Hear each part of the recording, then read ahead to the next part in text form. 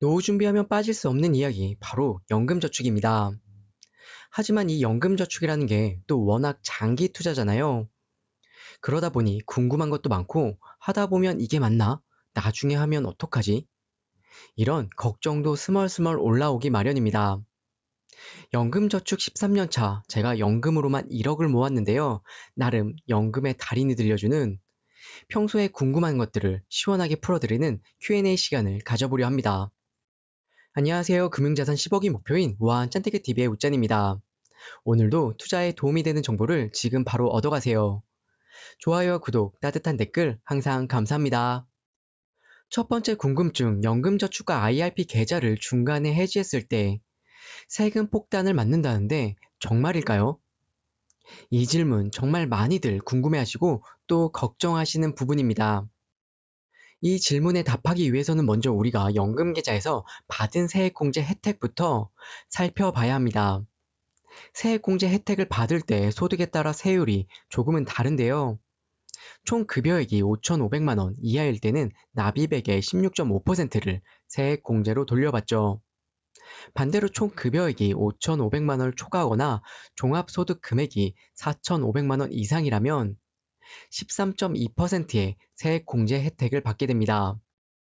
그런데 연금계좌를 55세 이전 중도 해지하게 되면 상황이 조금 달라지게 됩니다.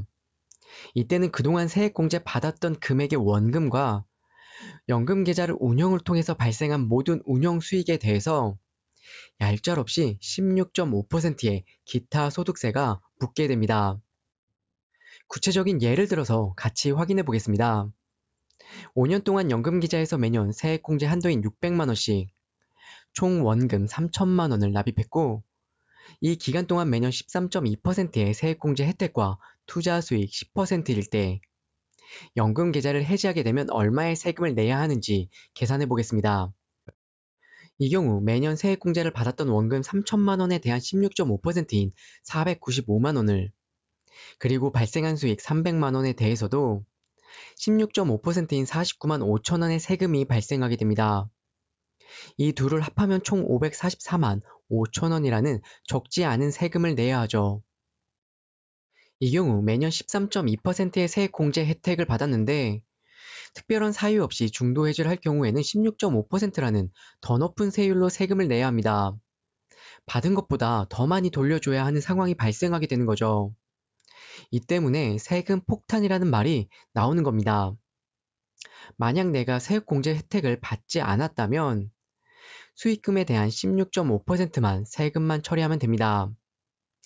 예를 들어 세액공제를 받지 않는 계좌에서 수익 300만 원은 16.5% 기타 소득세인 약 49만 5천 원만 세금만 발생하게 되는 거죠. 두 번째 질문입니다. 연금을 1,500만 원 이상 받으면 세금을 훨씬 더 많이 내야 하나요?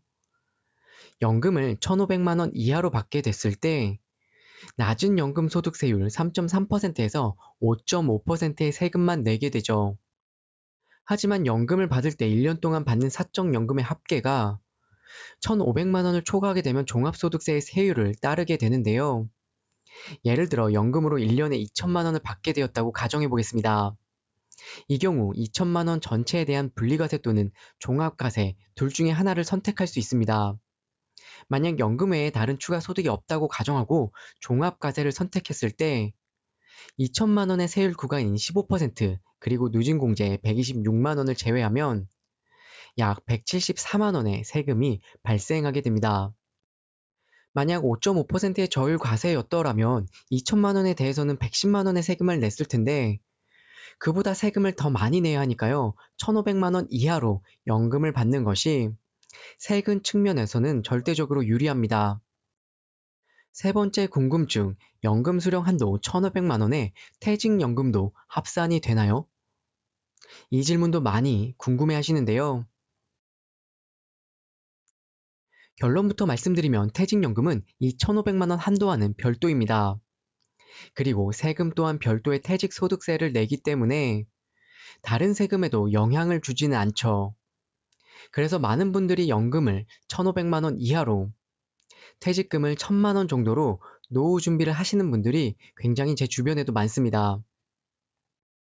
이런 이유 때문에 퇴직 IRP 계좌와 개인 IRP 계좌를 필수로 나눠서 두 개를 만들어야 한다고 추천드리는데요.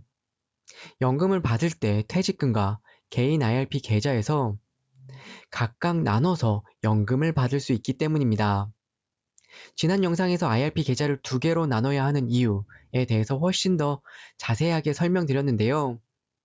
아직 못 보셨다면 이직하기 전에 이 영상을 꼭 시청하시길 바랍니다.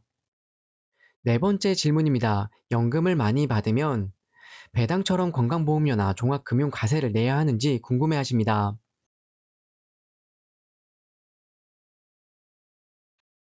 결론부터 말씀드리면 연금계좌에서 받는 분배금은 분리과세 소득이기 때문에 건강보험료와 종합금융과세와는 관련이 없습니다.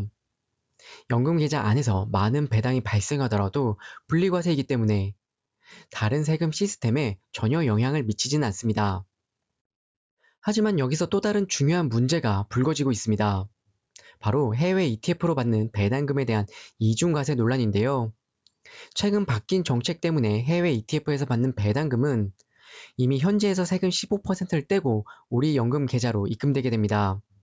그런데 문제는 이렇게 입금된 돈은 나중에 연금으로 이출할 때 다시 3.3%에서 5.5%의 연금소득세를 또 내야 한다는 겁니다. 심지어 연금 수령 한도를 초과해서 이미 인출을 하게 되면 16.5%의 기타 소득세가 발생하게 되죠. 이렇게 되면 똑같은 배당 소득에 대해서 두 번 세금을 내야 하는 것이 아니냐는 이중과세 논란이 불거지고 있는 거죠. 아직 연금 계좌 내에서 해외 ETF 배당금에 대한 이중과세 논란에 대해 정부의 명확한 답변이나 해결책이 아직은 나오지 않은 상태인데요. 관련 내용이 발표되면 제가 누구보다 빠르게 여러분들께 알려드리도록 하겠습니다. 절세계좌 이중과세 논란에 대한 제 생각을 담은 영상을 하나 만들어 두었습니다. 이중과세 문제 때문에 말이 좀 있긴 하지만 저는 여전히 절세계좌가 투자자들에게는 엄청나게 매력적인 선택지라고 생각합니다. 왜 그렇게 생각하는지 이 영상을 보시면 곧 알게 되실 겁니다. 다섯 번째 궁금증은 연금계좌의 인출 순서를 알고 싶어요입니다. 연금계좌, 이게 관리를 제대로 안 하면 돈이 여기저기 막 섞여 있을 때가 많이 있거든요. 그래서 어떤 순서로 돈이 빠져나가는 거지? 뭐부터 찾아 써야 하는 거지? 저는 평소에 이 질문이 제일 궁금했습니다. 연금계좌에서 돈을 인출할 때 인출 순서를 잘 알고 있으면요. 세금을 훨씬 더 많이 아낄 수가 있습니다. 연금의 인출 순서를 보면 첫 번째는 세액공제를 받지 않는 원금. 세액공제를 받지 않았기 때문에 이 원금에 대해서는 세금이 0%죠. 두 번째는 세액공제를 받은 금액. 마지막으로는 수익금과 배당 또는 이자가 인출이 됩니다. 연금으로 찾지 않고 인출된다면 16.5%의 기타 소득세가 붙으니까요. 이때는 조심하셔야 됩니다. 마지막 여섯 번째 궁금증입니다. 연금을 한번 개시하면 투자를 더 이상 할 수 없을까요? 연금을 개시한 이후에 ETF 매수는 할 수가 있습니다. 하지만 이미 연금을 개시한 계좌는 더 이상 투자금을 입금할 수가 없습니다. 여기서 꿀팁인데요. 55세에 내가 연금을 일단 개시하고 계속해서 일을 하고 있다면 세액공제를 받기 위한 추가의 연금 계좌나 IRP 계좌를 하나 더 만드시는 걸 추천드립니다. 오늘은 이렇게 여러분들과 함께 연금 계좌에 대해서 가장 궁금해하셨던 핵심 질문에 대해서 답변하는 시간을 가져봤습니다. 어떠셨나요? 조금이나마 궁금증이 해소되셨기를 바랍니다. 하지만 연금저축이라는 게 워낙 알아야 할 내용이 정말 많잖아요. 오늘 다루지 못한 궁금증들도 분명 있으실 건데요. 연금저축에 대해서 평소에 더 궁금했던 내용들이 있으면 주저하지 마시고 댓글로 남겨주세요. 제가 친절하게 알려드리겠습니다. 오늘도 시청해주셔서 감사합니다. 구독과 좋아요 그리고 따뜻한 댓글은 항상 저에게 큰 힘이 됩니다.